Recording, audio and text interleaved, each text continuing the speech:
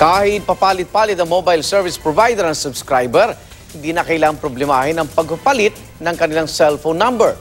Dahil sa iyo na yan habang buhay. At sa bisaya ng bagong batas ng Mobile Number Portability Act. Saksi, si Athena Imperial. Dati ng problema na mga buwisit na buwisit sa kanilang mga cellphone network. Gusto sana nilang lumipat sa iba pero hindi magawa dahil mahirap magpalit ng number. Relate dyan yung mga may negosyo o yung mga nasa trabahong kailangan ng maraming contact. Para sa ilan, mahirap daw ang paiba-iba ang number. Isang number lang, parang ano lang din yan eh. Lalo sa mga senior, ang hirap magkabisa ng number, di mas madali sa amin. Solved na ang problema sa bagong pasang batas na Mobile Number Portability Act. Utos kasi nito sa mga telecom, payagan ang mga subscriber nila na gamitin ang parehong number pag lumipat sila sa ibang network. Walang ekstrang bayad yan dapat, basta babayaran lahat ng natitirang bills at iba pang bayarin o obligasyon tulad ng kontrata bago umalis sa kasalukuyang cellphone network. Approve dito ang mga nakausap naming cellphone user.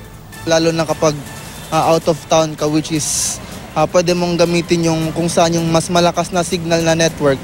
Kahit nga magpalit ka ng plan, halimbawa mula postpaid to prepaid o pabaliktad, pwedeng same number pa rin. Target ng batas na mapataas ang kompetisyon sa mga telco sa pagbibigay serbisyo sa mga consumer.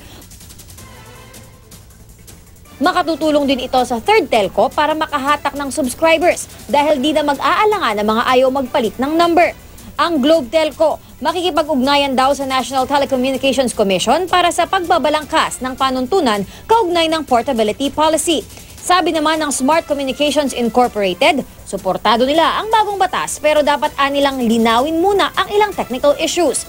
Dapat daw mag-usap ang gobyerno at ang telecommunications industry na maisaayos ito, kabilang na ang timing ng pagpapatupad nito. Sa ibang bansa, matagal nang pinapayagan ang paggamit ng parehong numero kahit magpalit ng network. Dati nang sinabi ng NTC, technologically feasible and viable din yan sa Pilipinas. Ang issue lang noon ay ang pangambang posibleng ipasa sa consumers ang gastos ng telcos para sa database provider. Bagay na siniguro ngayon ng batas na dapat libre. Ako si Athena Imperial, ang inyong saksi.